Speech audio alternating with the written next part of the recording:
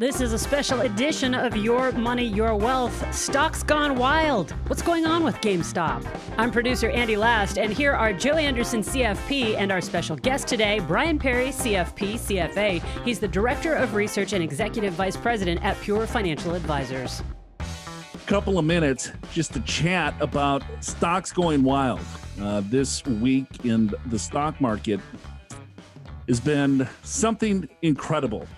That I don't think anyone saw coming or could predict or, even fathom what really is going on here. So Brian Perry is a lot smarter than me in regards to the overall market. So I thought him and I will chat just a little bit just to help you understand. I mean, there's a lot of news, there's a lot of headlines, and some of the stuff is investment jargon that high-level investment professionals really don't understand. And so when you look at the average retail investor getting, some of this noise, we thought we would potentially kind of clear the static, if you will. So, Brian, welcome to the show. Yeah, thanks for having me. Good to be here. So let's, in broad strokes, tell me what the hell's going on, and then we can kind of get a little bit more granular as we go here.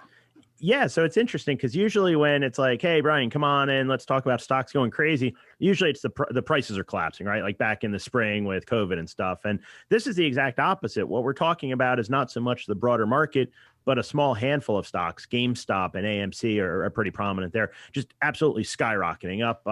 GameStop's up 80,000% or something like that in the last 9 months. And just this year, it's up massively. I mean, I think, I don't know what it's, and we're taping this, folks, on Friday.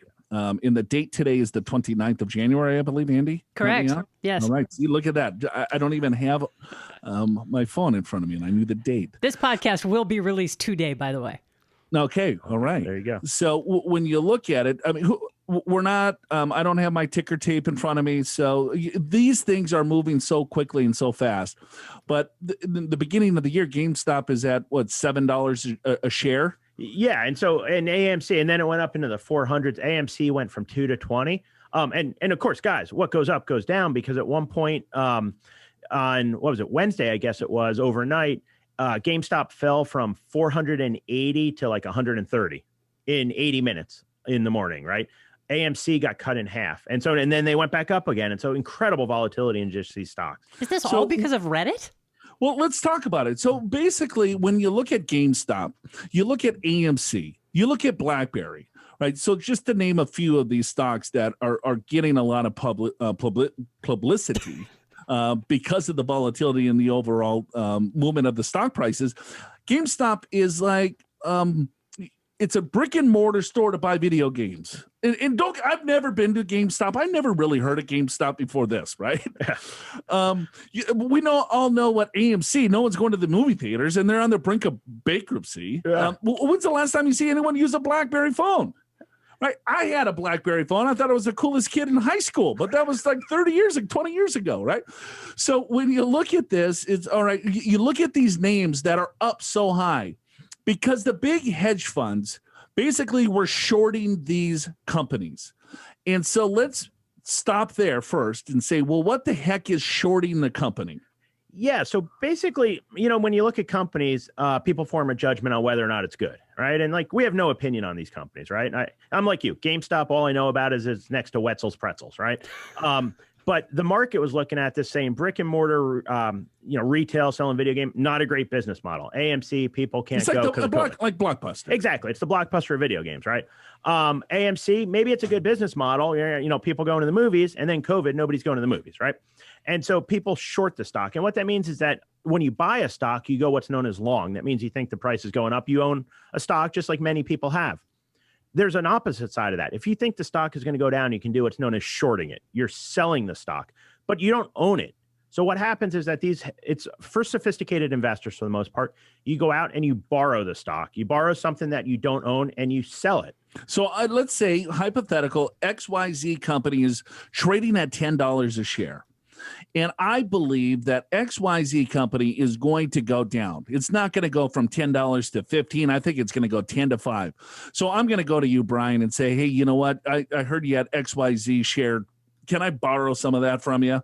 And so it's a loan. So basically, Brian is lending me these shares.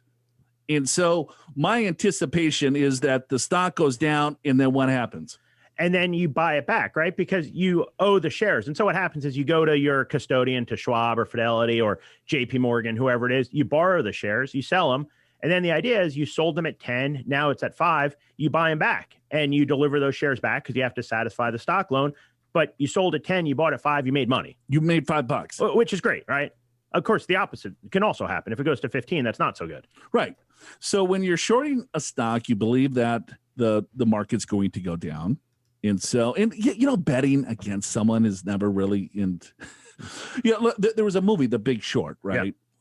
So they're looking at Lehman Brothers. They're looking at, oh, wait a minute, this housing crisis. Let's take a look at some of these banks. Let's take a look at whatever. And it's not sustainable. So let's short these stocks. And, the movie came out that these guys were basically heroes, right? Yep. They made, millions and billions of dollars on the credit crisis. But that kind of stings some people, right? You got Wall Street again making all this money and everyone else is suffering. And so when you look at COVID, a lot of people lost their jobs. They got furloughed. They lost wages, whatever. Got sick, died. I mean, there's a lot of really bad things that have happened over the last 12, 13 months. And so then you get the big Wall Street firms again profiting on COVID, right? Let's say Zoom, for instance, right? We're on Zoom right now with Andy. And or these pharmaceutical drugs, and you're placing bets. But on the other side of the coin, what had happened is that you have these individual retail investors that are sitting at home. They're on their computers. They want to make money because they're out of a job. And so it's like, okay, well, let's get back at the man, right? And so it's like, all right, well, here, you're shorting my video game company. We're going to get you. And so they came out with these message boards on Reddit, and they're like banding together. And what they were trying to do, and what they did succeed at doing, was buying that stock. So if I'm saying this stock's going to go down, but then all of a sudden you got a lot of people buying the stock, what's going to happen to the stock price? Yeah, it's going to go up, right? It's going to go up, right? And so all of a sudden, as that stock price goes up, and if I'm the big hedge fund, that I believe that the stock price is going to go down, as that stock price goes up, I'm losing my shorts here. I'm losing my assets. And I don't want that to happen. I'm a hedge fund. And so all of a sudden it's like, okay, well, the stock prices keep going up. How can that stock price keep going up? Because this business is not a very viable business. But these people band together and said, no, let's buy it and hold it. Do not get out. Buy, buy, buy. So they bought. And all of a sudden the hedge funds are like, all right, I got to cut my losses. So when they cut their losses, what do they have to do? They have to buy the stock because they never owned it. They were just, it was a loan. They were borrowing the stock. And so now you get even more money buying that stock, jacking that stock price up to the moon. Yeah, the term for that is a short squeeze, right? And you can picture a snowball going downhill. This is like a snowball going uphill, right? The price has been going up because these people are buying. Now the hedge fund or whoever shorted it needs to cover that position, so they buy. It adds momentum to the upward surge, and the price goes higher and higher. And it may not make sense. I mean, these companies may or may not survive, right? For most of last year, there was fear of AMC going bankrupt because nobody could go to the movies, right? So maybe these companies survive, maybe they don't. But one of the most famous sayings in Wall Street is the market can stay irrational longer than you can stay solvent. It doesn't matter whether or not the hedge fund is right in the long term that the stock is worthless or worth less. What matters is in the short run, at some point, they need to throw in the towel and say, I can't take anymore. I have to cover this position. That shoots the price higher. That's the short squeeze. And that's a lot of what we're seeing. And so a lot of individual retail investors made a lot of money. And then all of a sudden, now you got the brokerage firms, Robinhood, right? Robinhood's, they're gamifying basically, right, investing. Is they're trying to get younger investors, retail or smaller investors, because there's no transaction costs and fees. So if you got $100, hey, you can buy some stock. And now they're like, oh, nope, we're shutting down. E-Trade, nope, shutting down. You cannot trade on these stocks anymore. And then it's like, well, what are you doing? Now you're shutting me out. So now as soon as Wall Street hurts a little bit, they're pulling the strings and they're shutting them down. So that's one view of it.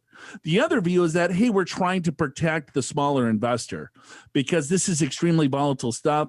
And it could, the pendulum could go the other way very, very quickly, and it could wipe these individual investors out. Yeah, and that's the unintended consequences, right? I mean, it's a good thing that you bring investing to the masses. You give them more information, you reduce transaction costs. It lets smaller investors get involved. That's really a good thing. The unintended consequence is that it then makes some people that maybe don't know what they're doing or don't understand the various risks they're taking. They get really aggressive, and hey, you see a stock go from 100 to 400. It's like, hey, I want in on this. I want in. Yeah, all my buddies are making money. Yes, I got a text on Wednesday from Mikey Martin. Right, he's the most listened to podcast that we have, and he's my best friend, but he's the biggest idiot. Right, it's like buying yesterday's stocks today. Right, and he shows me the ticker. He's like, "Oh, am I too late? I'm going in."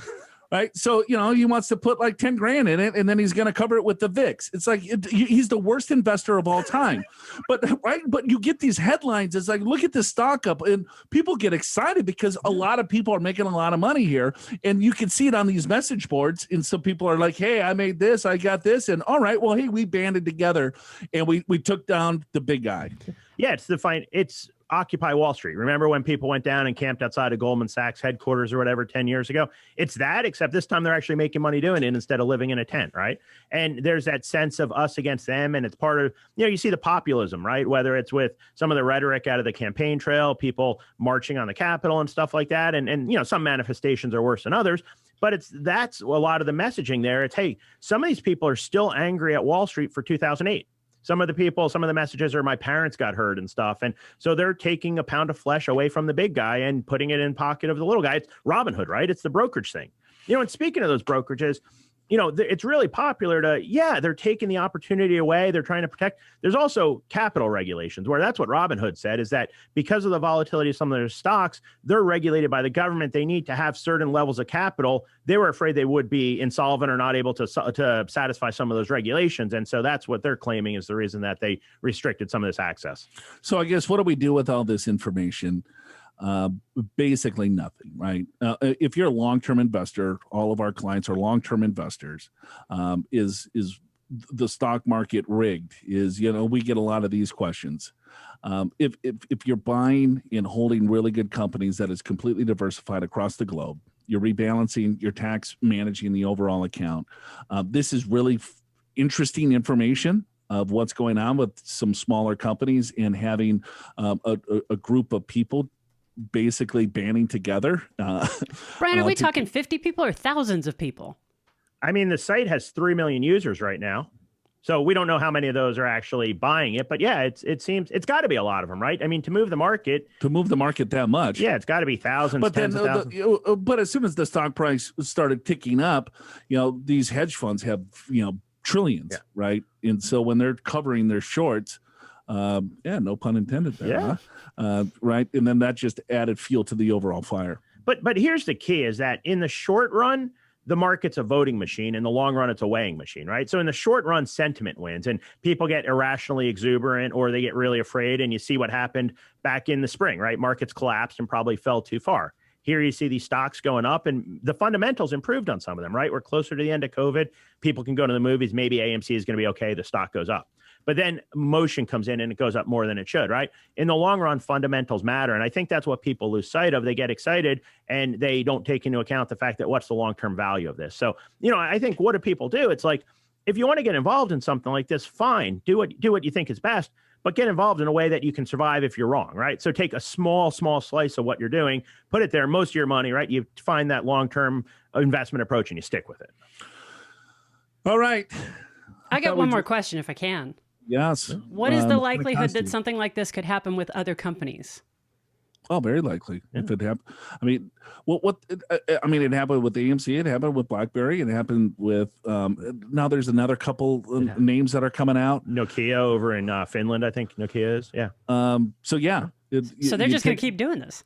So you take a look at, all right, well, they're shorting this. And I mean, people have been shorting stocks since the market, right? And people have been front running stocks as well. And front running is that, Portnoy, when he sold Barstool, right? By Penn, the betting company. Penn Gaming. Yeah, Penn Gaming, right? What did he say? He goes, buy Penn Gaming.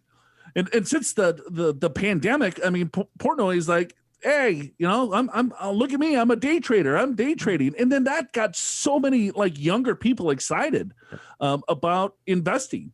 Which is really cool and which is great.